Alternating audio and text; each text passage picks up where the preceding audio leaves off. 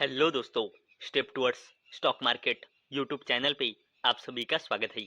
तो दोस्तों, एफआईज यानी कि फॉरेन इंस्टीट्यूशनल इन्वेस्टर्स ने फाइनेंशियल ईयर 2026 की क्वार्टर थ्री में यानी कि अक्टूबर 2025, नवंबर 2025, दिसंबर 2025 और दोस्तों ये 3 महीने यानी कि होते हैं फाइनेंशियल ईयर 2026 का क्वार्टर थ्री। तो दोस्तों एफआईज ने फाइनेंशियल ईयर 2026 के क्वार्टर थ्री में सिर्फ net selling net selling net selling यानी कि सिर्फ नेट सेलिंग ही की है पूरे फाइनेंशियल ईयर 2026 के क्वार्टर थ्री के डेटा के हिसाब से। लेकिन दोस्तों कुछ कंपनियां ऐसी भी है जहां पे एफआईज यानी कि फॉरेन इंस्टीट्यूशनल इन्वेस्टर्स ने अपनी हिस्सेदारी बढ़ाई है, यानी कि उस कंपनी के शेयर बाय किए हैं।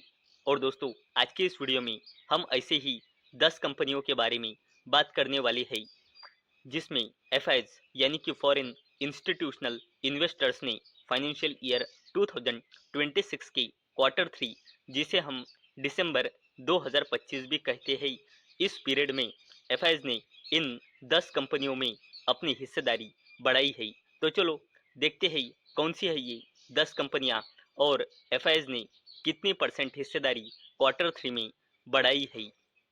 तो दोस्तों हमारे लिस्ट में सबसे पहली कंपनी है बैंक ऑफ इंडिया। और दोस्तों इस कंपनी में एफआईज ने फाइनेंशियल ईयर 2026 के क्वार्टर थ्री में यानी कि दिसंबर 2025 में अपनी हिस्सेदारी 4.24% से बढ़ाकर 5.82% कर दी है। Next bank of Maharashtra. और दोस्तों इस कंपनी में भी एफआईज यानी कि फॉरेन इंस्टीट्यूशनल इन्वेस्टर्स ने फाइनेंशियल ईयर 2026 के क्वार्टर थ्री में यानी कि दिसंबर 2025 में अपनी हिस्सेदारी बढ़ाई है 2.35% से 4.92%। और दोस्तों हमारे लिस्ट में अगली कंपनी है एथर इंडस्ट्रीज लिमिटेड।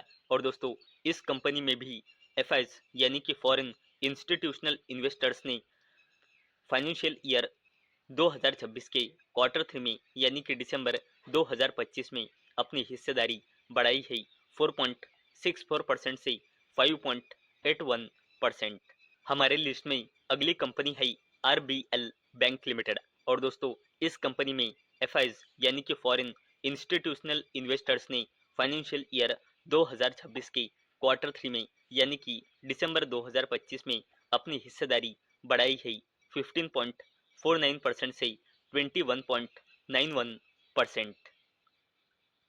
और दोस्तों हमारे लिस्ट में अगली कंपनी है उत्कर्ष स्मॉल फाइनेंस बैंक लिमिटेड। और दोस्तों इस कंपनी में भी एफआईज यानी कि फॉरेन इंस्टीट्यूशनल इन्वेस्टर्स ने फाइनेंशियल ईयर 2026 के क्वार्टर थ्री में यानी कि दिसंबर 2025 में अपनी हिस्सेदारी बढ़ाई है 1.68% से 11.80%। ऐसे ही दोस्तों हमारे लिस्ट में अगली कंपनी है सीमेंस एनर्जी इंडिया लिमिटेड। और दोस्तों इस कंपनी में भी एफआईज यानी कि फॉरेन इंस्टीट्यूशनल इन्वेस्टर्स ने फाइनेंशियल ईयर 2026 के क्वार्टर थ्री में यानी कि दिसंबर 2025 में अपनी हिस्सेदारी बढ़ाई है 6.16% से 7.21%। कंपनी है सेगिलिटी लिमिटेड। और दोस्तों इस कंपनी में भी फॉरेन इंस्टीट्यूशनल इन्वेस्टर्स ने अपनी हिस्सेदारी फाइनेंशियल ईयर 2026 के क्वार्टर थ्री में यानी कि दिसंबर 2025 में बढ़ाई है 5.59% से 10.25%। और दोस्तों हमारे लिस्ट में अगली कंपनी है सूर्योदय स्मॉल फाइनेंस बैंक लिमिटेड। और दोस्तों इस कंपनी में भी एफआईज यानी कि फॉरेन इंस्टीट्यूशनल इन्वेस्टर्स ने फाइनेंशियल ईयर 2026 के क्वार्टर थ्री में यानी कि दिसंबर 2025 में अपनी हिस्सेदारी बढ़ाई है 4.67% से 4.97%।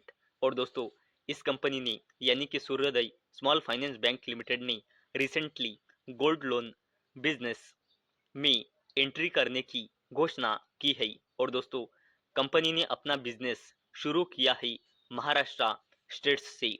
और कंपनी ने ये भी कहा है कि आगे जाकर कंपनी बाकियों के भी स्टेट्स में अपना बिजनेस यानी कि अपना गोल्ड लोन का बिजनेस बढ़ाने वाली है।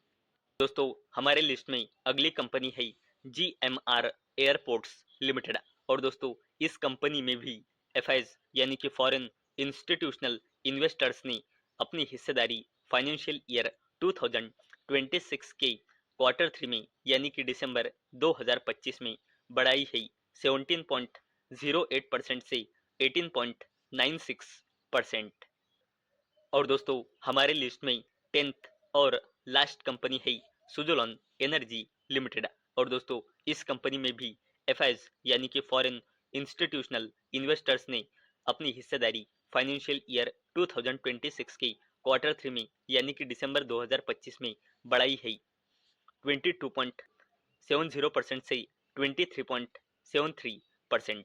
तो दोस्तों आज के इस वीडियो में हमने ऐसे 10 कंपनियां देखी जिसमें एफआईज ने फाइनेंशियल ईयर 2026 के क्वार्टर थ्री यानी कि दिसंबर 2025 में अपनी हिस्सेदारी बढ़ाई है।